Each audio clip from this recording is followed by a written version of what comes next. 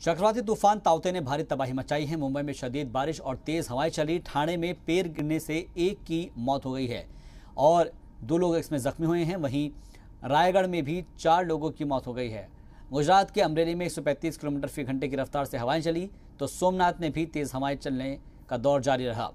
द्वारका में तूफान को देखते हुए एनडीआरएफ की 2 टीमें तैनात की गई। हालांकि एनडीआरएफ ने इस तूफान के खात्मे का ऐलान कर दिया है। उनका कहना है कि 2-3 दिन में हालात बेहतर हो जाएंगे। ये 6 तस्वीरें आपको दिखा रहे हैं। हालांकि अब जो तूफान की रफ्तार है वो थम गई है, लेकिन जो हालात है वो मामूल पर आने में 1-2 दिन का वक्त लगेगा।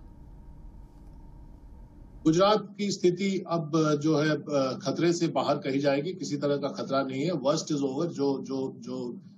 जो खतरनाक स्थिति थी उससे हम लोग उबर चुके हैं, ऐसा कहना समीचीन होगा। बिकॉज कई घंटों से हम लोगों के पास अब ये सूचना है कि हवा की गति कम हो चुकी है, बारिश भी थोड़ी सी कम हो चुकी है और शाम होते होते, दोपहर होते होते ये डिप्रेशन या डीप डिप्रेशन में तब्दील हो जाएगा।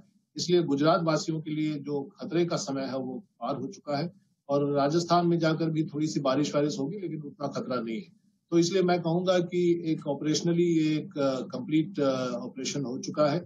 जहां तक इवैक्यूएशन का सवाल है, अब इवैक्यूएशन का थोड़ा बहुत ही जरूरत पड़ रहा है, लेकिन जो इवैक्यूएटेड लोग हैं उनको ध्यान दिया जा रहा है। उनके खाने पीने की बात, रहने की जो भी सहूलियत है वो की जा रही है और ओवरऑल सिचुएशन अब कंट्रोल में है और मुझे लगता है कि आने वाले कुछ 2-3 दिनों में बाकी जल्दी समय जो नॉर्मल लाइफ की तरफ गुजरात भी बढ़ेगा।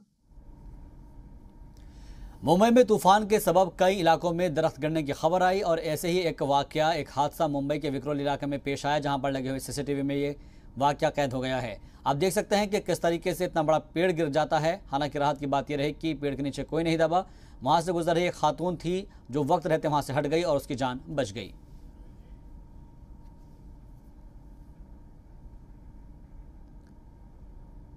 गुजरात के साहिली इलाकों से ताउते तूफान देर रात टकरा गया। अमरेली में 135 किलोमीटर फी घंटे की रफ्तार से हवा चल रही थी और इस दौरान कई जिलों में तेज हवाओं के साथ बारिश भी हो रही है। एहतियातन एसडीआरएफ, एनडीआरएफ और फौज को तैनात किया गया। 1.5 लाख से ज्यादा लोगों को महफूज मकामात पर पहुंचा दिया गया है।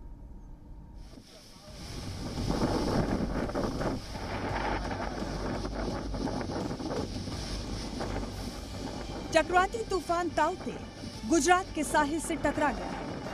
कच्छ समेत गुजरात के कई साहिली इलाकों में तेज हवाओं के साथ भारी बारिश शुरू हो गई।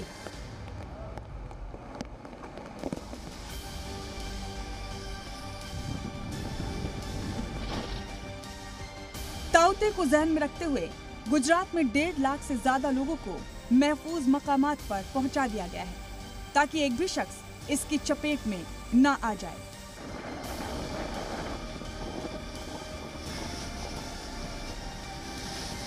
माहिरीन के मुताबिक चक्रवाती तूफान का असर सबसे ज्यादा गुजरात में ही दिखना है, इसलिए यहाँ पर तैनाती भी सबसे ज्यादा की गई है।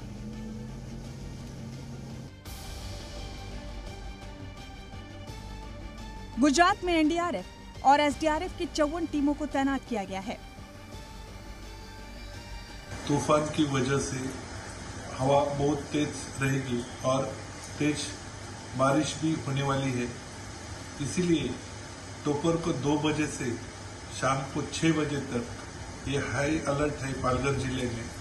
इसमें जिनके कच्चे मकान है वो पक्के मकान या जिला परिषद से स्कूल में जाए। तूफान के गुजरात पहुंचने से पहले ही वहां के मौसम में काफी तब्दीली दिखने लगी। ये तस्वीर गुजरात की राजधानी गांधीनगर की है। यहाँ पर तूफान के आने से पहले ही तेज हवाओं के साथ साथ जोरदार बारिश शुरू हो गई। आईएमडी के मुताबिक ताउते अब बेहद तश्वीशनाक चक्रवाती तूफान में तब्दील हो गया है। ये सौराष्ट्र के ऊपर पहुंच गया है। तूफान का बड़ा हिस्सा सौराष्ट्र को पार कर चुका है। इसका पिछला हिस्सा भी जमीन पर लैंड कर गया है।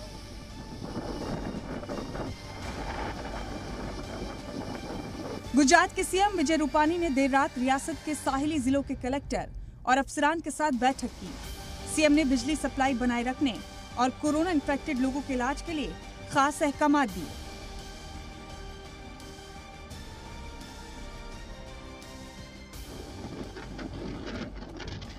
ये सड़क सोमनाथ को दीप से जोड़ती है।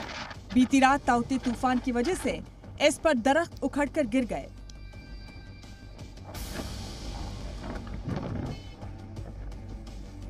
ट्रैफिक में रुकावट आ गई। फौज ने इस सड़क को दोबारा शुरू किया। इलाके में काफी लंबा जाम लग गया था।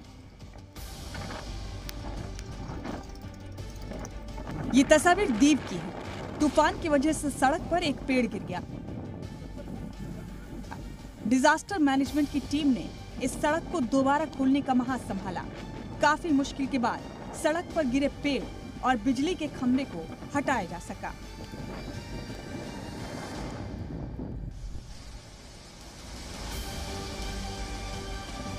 महकमा मौसमियात ने पहले ही गुजरात में आज के लिए भारी बारिश का इंतबाह जारी किया है। ऐसे में जगह जगह नुकसान का अंदेशा है, लेकिन फौज समेत एनडीआरएफ और एसडीआरएफ की टीमें तैनात हैं। कोशिश यही है कि नुकसान कम से कम हो। ब्यूरो रिपोर्ट, जी मीडिया।